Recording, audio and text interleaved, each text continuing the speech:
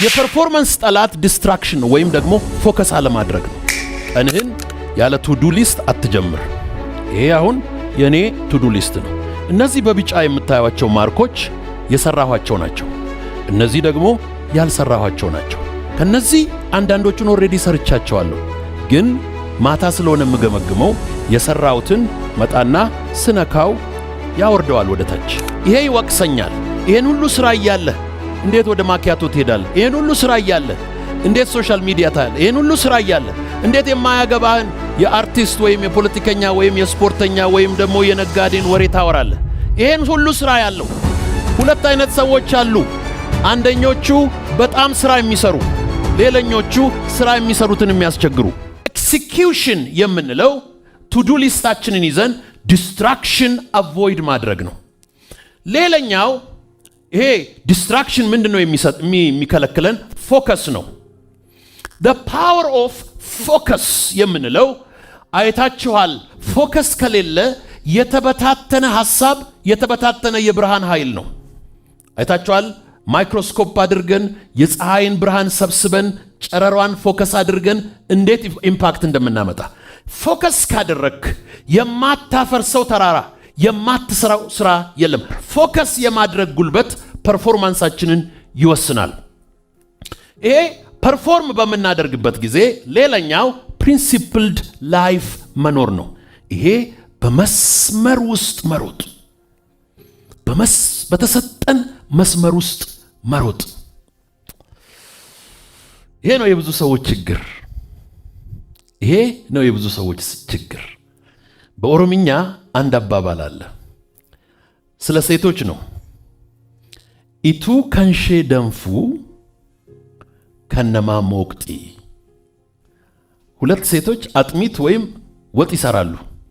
የሷ እዚህ እየፈላ ነው፣ የሷ እየፈላ የሰው ታማስላለች ማለት ነው። የሷ እየፈላ የሰው ታማስላለች። ሶ ፎከስ፣ የራስ ስራ ላይ ፎከስ አድርግ። ኢግኖር፣ ይሰበርበት፣ ይቀቀልበት፣ ይብሰልበት፣ ይቃጠልበት የራሱ ነው። ፎከስ ኦን ዩር ኦን። ስፔሻሊ የራስህ እየፈላ የሰውን አታማስል ነው። ይሄ ኢዝ ዘ ፓወር ኦፍ ፎከስ። ሌላኛው ፕሪንሲፕል ነው። ፕሪንሲፕልድ ላይፍ መኖር ሌን ውስጥ እንደ መንዳት ነው። ይሄ ሌን ውስጥ ጠብቆ መንዳት ነው። what happens if you don't drive within the lane? ሌን ውስጥ የማትነዳ ከሆነ ዝግ ዛግ የሚያደርግ ሰው ምንድነው? ለራሱም አደጋ ለሰውም አደጋ። ሀገራችን ውስጥ አደጋ የበዛው ለዚህ ነው። ዚግዛጎች ስለበዙ ነው። ወደዚህ ዛግ የሚያደርግ ነው። ድራይቭ ዊዝን ዩር ፕሪንሲፕል። የራሱን ስራ ጠዋት ተነስቶ የሚሮጥ የራሱን ጠዋት one of the busiest cities in the world is New York City። ልጆች ሳንወልድ አንድ ጊዜ በመኪና አክሮስ አሜሪካ ነዳን። እኔና ሚስቴ እየነዳን ሳናውቅ ኒውዮርክ ገባን። ኒውዮርክ ለመንዳት አይመችም። ነጂዎቹ አግሬሲቭ ናቸው። ታይማቸው ወርቅ ነው። የሚደናበር ሾፌር ምህረት የላቸውም። ጣታቸውን በሙሉ ለስድብ ይጠቀማሉ። አፋቸውን በሙሉ ለስድብ ይጠቀማሉ። ጠገብን ስድብ።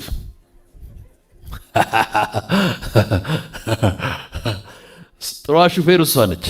መኪና መንዳት ያስተማረችም እሷ ነች። ሁሌ ስለምታስታውሰኝ ይኸው በህዝብ ፊት ልናገርላት።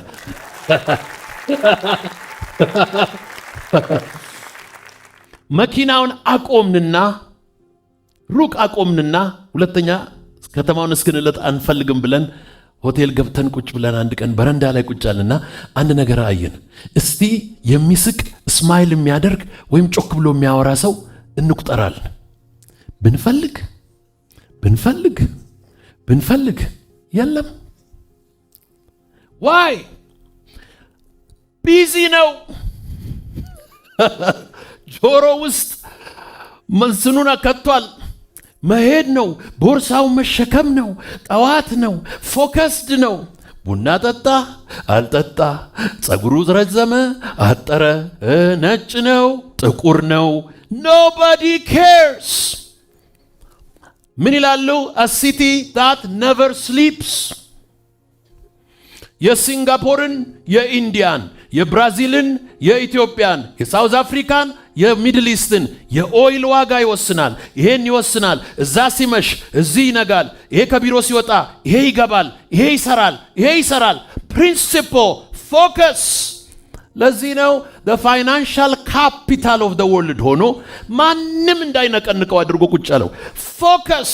if you focus you will perform። ፐርፎርማንስን የሚያመጣ ይሄ ነው። ወርክ ኤቲክስ የምንለው ይሄ ነው። ወርክ ኤቲክስ ነው የማይረባን ኢንቫይሮንመንት ቀይሮ ኮንዱሲቭ የሚያደርገው። ወርክ ኤቲክስ ነው፣ ፐርፎርም ማድረግ ነው። እንግዲህ ይሄ የራሳችንን የሥራ ባህል ማዳበር ነው። ወገኖቼ ሆይ ስንፍና የድህነት ማግኔት ነው። በጣም ሀብታም የሆኑ ሰዎች ሰነፍ ልጆችን ይወልዱና ያ ሰነፍ ልጅ ስንፍና ስላለበት ድህነትን ከየትም ስቦ ያመጣዋል። የአባቱን ፎቅ ይሸጣል፣ መኪናውን ይሸጣል፣ ይጨርሰዋል። ስንፍና የድህነት ማግኔት ነው። ድህነት በዙሪያችን ካለ ማግኔት አካባቢያችን አለ ማለት ነው። ማግኔቱን ፈልጉና አጥፉ። ማግኔቱ ከጠፋ ያ አትራክት የሚያደርገው ፓወር ይጠፋል ማለት ነው። ስንፍና this is poverty mindset, poverty circumstance ብዙ ጊዜ ያንን ነገሮች ይሄ የስንፍና ስርዓቶች የስንፍና ላይፍ ስታይል የሚያደርገው ነው። ድህነትን ከዓለም ጥግ ስቦ ያመጣዋል። በጣም የምወደውና የምከተለው የህይወቴ ጌታ ኢየሱስ አንድ ጊዜ እንደዚህ አለ፣ በዓለም ሳላችሁ መከራ አለባችሁ፣ ነገር ግን አይዟችሁ እኔ ዓለምን አሸንፌያለሁ። አንድ ነገር ልንገራችሁ፣ 2017 ሪሶርስ እና ኦፖርቹኒቲን ብቻ ይዞ አይደለም የሚመጣው፣ ፕሮብለምን ይዞ ይመጣል። ፕሮብለም ፍሪ የሆነ ኢንቫይሮንመንት የለም። ስለዚህ የመጨረሻው ነገር you have to have perseverance የምንለው ነው። መቻል። መውጣት አለ፣ መውረድ አለ። failure is a partner of success። ስለዚህ በኢትዮጵያ ላይ ብዙ ጊዜ ኢትዮጵያውያን ጀግኖች ነን እንላለን እንጂ ድንጉጦች ነን። ችግር ያስደነግጠናል፣ ወሬ ያስደነግጠናል፣ ዜና ያስደነግጠናል፣ ሁኔታ ያስደነግጠናል፣ ያስደነብረናል። አንድ አባባል ነበረ። ኃይለ ሥላሴ ኢትዮጵያን ለቀው ለንደን ሲገቡ ይሄን ምን ጠቅል እያላችሁ ከኢትዮጵያ ደንብሮ ለንደን ገባላችሁ ተባሉ። አንዳንድ ጊዜ የሚመጣው ችግር ያስደነብርና ሰፈር ያስለቅቃል። ራእይ ሲኖርህ ችግር እንደሚበዛበት አትርሳ። አውሮፕላን ከመነሳቱ በፊት በጣም ይጮሃል። ለምንድን ነው? ግራቪቲው አንገቱን ነው የሚይዘው። ልትነሳ ስትል ብዙ ነገር ያስጮሃል። የስበቱ ኃይል ታች በጣም ከባድ ነው። when you are down there the power of gravity is so strong አይለቅህም፣ ያስጮሃል። ባንክ አያበድርህም፣ መንግሥት ፈቃድ አይሰጥህም፣ ጓደኞች አይረዱም፣ ዘመድ አያጨበጭብልህም፣ ብዙ ሰው ካንተ ጋር አይሆንም። ያን ጊዜ ሁለት አማራጭ አለ፣ መተው ወይም መቀጠል። መተው ወይም መቀጠል ሲመጣ መስከረም ላይ ጂም የሚመዘገብ ሰው ብዛት፣ መስከረም ላይ ትምህርት ቤት የሚገባ ሰው ብዛት፣ መስከረም ላይ አካውንት የሚከፍት ሰው ብዛት፣ መስከረም ላይ ላይሰንስ የሚያወጣ ሰው ብዛት፣ ሰኔ ላይ ግን ወፍሮ ታገኙታላችሁ። ጂሙን ስለተወ፣ ራእዩን ስለተወ፣ እቅዱን ስለተወ። you have to persevere, you have to push through, you have to be a fighter, you have to be a fighter። ያለ ፋይት የምታገኘው ነገር የለም። and you have to be merciless። ራስህም ላይ ኢንቫይሮንመንትህም ላይ ከመንገድ ላይ ለማስለቀቅ ዋጋ መክፈል አለብህ። ራስህን፣ ቪዥንህን፣ ሐሳብህን፣ እቅድህን ዲፌንድ ለማድረግ መቆም አለብህ። የአቋም ሰው፣ የሥራ ሰው፣ የትጋት ሰው መሆን አለብህ። and you have to be persevering። በዓለም ሳላችሁ መከራ አለባችሁ። አንድ ጊዜ አንድ ሰው ከኢትዮጵያ ገጠር ዲፕ ገጠር ከድህነት ዲፕ ወንዝ ውሃ ሰውነት ከመታጠብ ሱዳን ገባ። ብዙ ሳይቆይ በጥቂት ቀናት ተመቻችቶለት ኢሚግሬሽንና ምናምን አንስቶ አሜሪካ ጣለው። እኔ አሜሪካን ነበርኩ። አፓርትመንት ሰጡት፣ አስጎበኙት። ይሄ መኝታ ክፍል ይባላል አሉት። ይሄ ሳሎን ይባላል አሉት። ይሄ ደግሞ ኪችን ይባላል አሉት። ይሄ ደግሞ ሻወር ይባላል አሉት። እዚህ ውስጥ ነው ሰውነትን የምትታጠበው አሉት። ወንዝ የነበረው ሰውዬ ቤት ውስጥ ሰውነት መታጠብ ግራ ገባው። እንዴት ነው አሉት። ሙቅ ውሃ አለ፣ ቀዝቃዛ ውሃ አለ አሉት። በዚህ ቀዝቃዛ ትከፍትና ቀስ ብለ ሙቅ ትቀላቅላል እስኪስማማህ ድረስ አሉት። ሄቨን ነው አለ። አሚን ሄቨን አለ። ሰዎቹ እስኪወጡ ቸኮልኩ አለ። to try shower for the first time, to experience shower for the first time. ይህ ሰው ሄቨን ነው አለ። ከዛ በኋላ ገባ። ሰዎቹ እንደወጡ ልብሱን አወለቀ፣ ሻወር ውስጥ ገባ። እንዲህ አለ፣ ያ ውሃ መጥቶ ቷ ሲያረገኝ ከአፌ ውስጥ እልልታ ፈለቀ አለ። he said he thought that is over, life is over መሰለው። ጠዋት መጣና ኢሚግሬሽን ኦፊሰሩ እንደዚህ አለው፣ ከዛሬ ጀምሮ ስራ ትፈልጋለህ አለው። የራስን ስራ መስራት፣ የራስን ገንዘብ ሜክ ማድረግ፣ የቤት ኪራይ የሚባል መክፈል አለብህ አሉት። እሺ ያለ አሜሪካን ነው። አንድ ሱፍ ገዝቷል፣ ከረባትና ሸሚዝ ገዝቷል። ጠዋት ሰውየው ሲመጣ ዝንጥ ብሎ ጠበቀው። ስራ ፍለጋ እንደሚሄድ አልገባው። ሰውየው ይዞት ወጣ። የመጀመሪያ የተገኘው ስራ ሳር ማጨድ ነው። ጀመረ። ሲያጭድ ኮቱን ሲያወልቅ፣ ሲያጭድ ከረባቱን ሲያወልቅ፣ ሲያጭድ ሸሚዙን ሲያወልቅ፣ መጨረሻ ላይ ምን ገባው?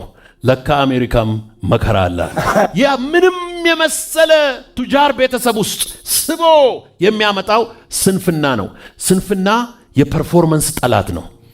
የሚቀጥለውን የመጨረሻውን ሁለት ቃላት ልስጣቸው። እንዴት ነው ለአዲሱ ዓመት የምንዘጋጀው? ነምበር 1 ፐርሰፕሽን፣ ትክክለኛ ቪዥን። ነምበር 2 ፕሪፓሬሽን፣ ዝግጅት። ነምበር 3 አክሽን ኦሪየንትድ ላይፍ ወይም ፐርፎርም ማድረግ ነው። አራተኛው በጣም ወሳኝ ነገር ነው፣ ፕሮዳክቲቭ መሆን ነው። እያንዳንዱ ሰው በህይወቱ የሚሸጥ ነገር ሊኖረው ያስፈልጋል። የሚሸጥ ነገር ማለት something of value ያስፈልጋል። የሚሸጥ ነገር ያስፈልጋል። የሰው ልጅ ሲፈጠር በፍጥረቱ ላይ የተነገረ አንድ ቃል አለ። be fruitful, multiply and fill the earth and have dominion የሚሉ አራት ቃላት በሰው ላይ ተነግረዋል። አፍራ፣ ከዛስ ብዛ፣ ከዛስ ምድርን ሙላ፣ ከዛ ምድርን ግዛ። This is divine words pronounced over human life. በሰው ልጆች ላይ የተነገረ ቃል ነው። ማፍራት አለብን። የምናፈራው ነገር ደግሞ something of value ነው። something of value ያለውን ነገር የሚያፈራ ህዝብ ሁልጊዜ ሀብታም ይሆናል። የሚሸጥ ነገር ያስፈልገናል። ሁልጊዜ የሚሸጥ ችሎታ፣ የሚሸጥ ሐሳብ፣ የሚሸጥ ምርት እጅግ በጣም ያስፈልገናል።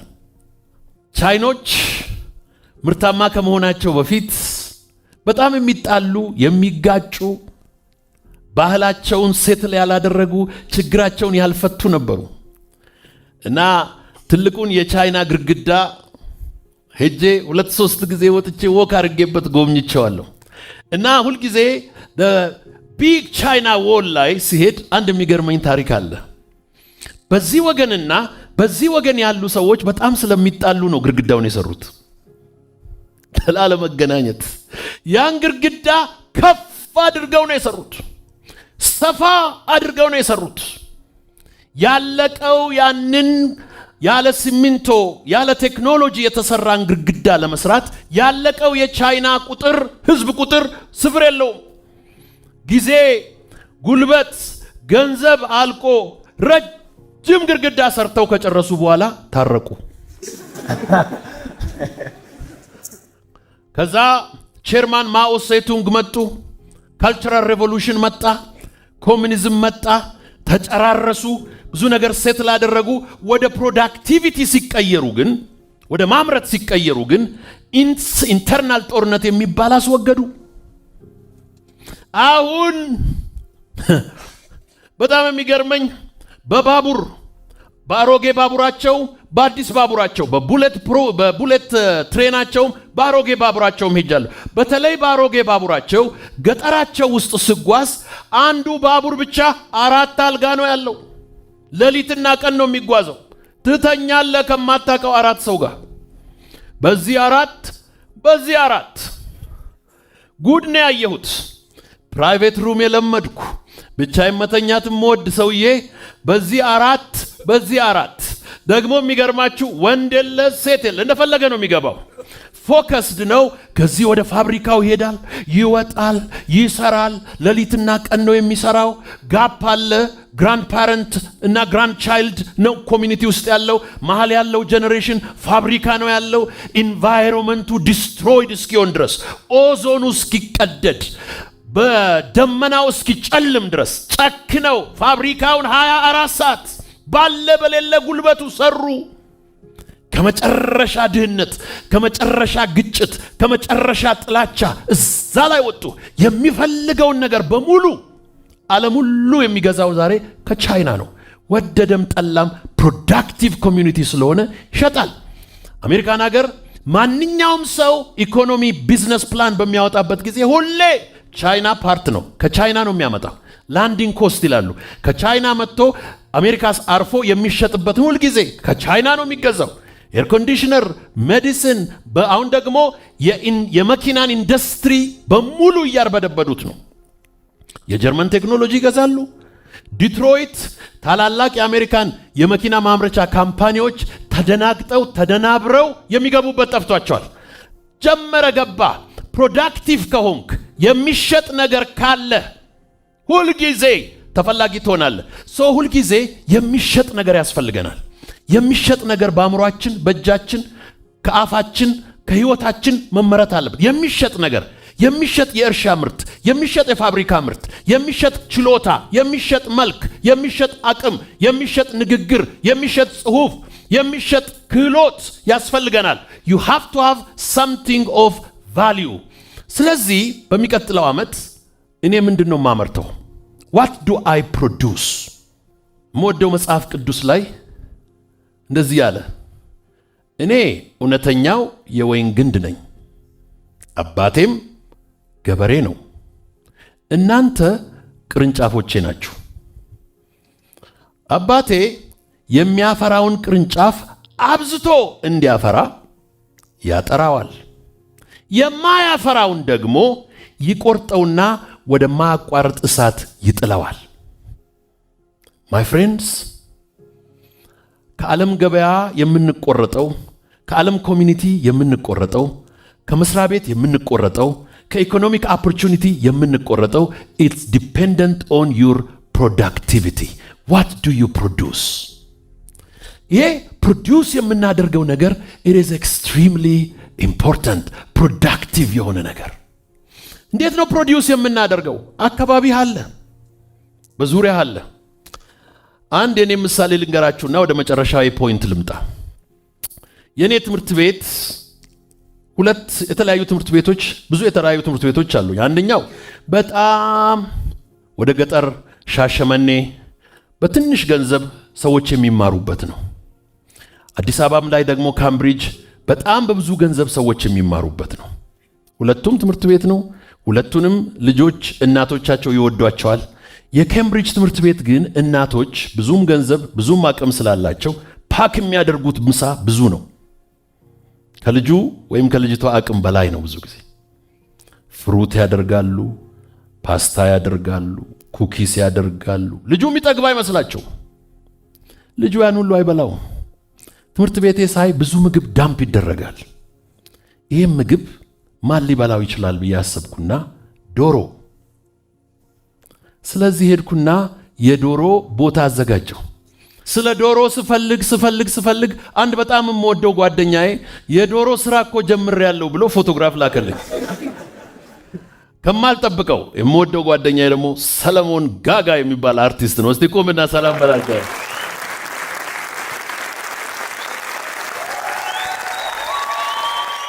ኬጁ እንዴት እንደሚገዛ፣ ምግቡ እንዴት እንደሚገዛ፣ ምናምኑ እንዴት እንደሚገዛ ሁሉ አሳየኝ። ከዛም በኋላ ዋለ የሚባል አንድ ጎበዝ ጎጃም የገበሬ ደግሞ እንትን ያቀርብልሃል አለኝ፣ ዶሮዎቹን ያቀርብልሃል አለኝ። ስለዚህ 1000 ዶሮ አመጣሁና አስገባው። ትልቁ የዶሮ ቢዝነስ ኮስቱ ምግቡ ነው። እኔ ደግሞ እናቶች ይኑሩልኝ ዶሮቼ ይገርማችኋል 5 ስታር ሆቴል ነው የገቡት።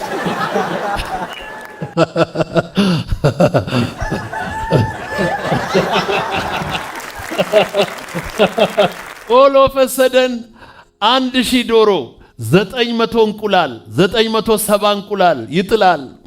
ይሄንን ለሆስፒታሎች፣ ለኦርፈኔጆች፣ ለአረጋውያን፣ ሰፈራችን ላሉ ድሆች፣ ለቤተ ክርስቲያኖች እየሰጠው ምርቃት።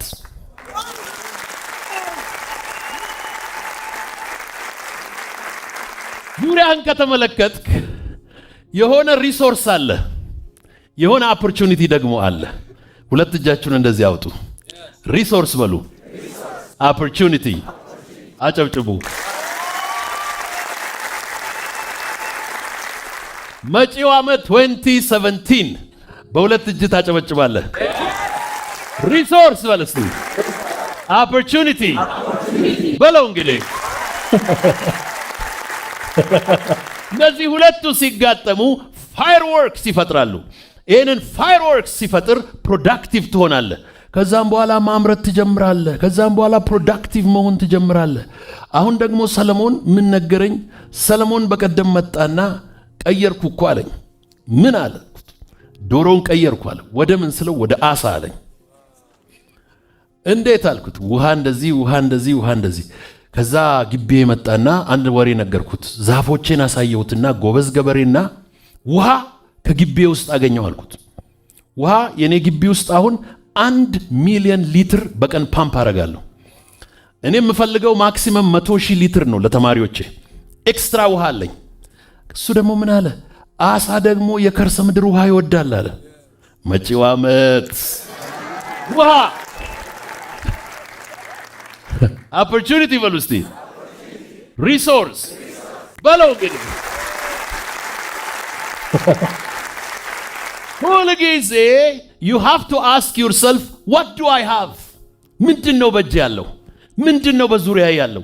ምንድነው በዚህ ኢንቫይሮንመንት ላይ ያለው? ምንድነው በዚህ አካባቢ ላይ ያለው? ምንድነው በሀገሬ ላይ ያለው? ምንድነው በምድሩ ላይ ያለው? ምንድነው በሁኔታ ውስጥ ያለው? ያን ጊዜ አይንህ ይገለጣል።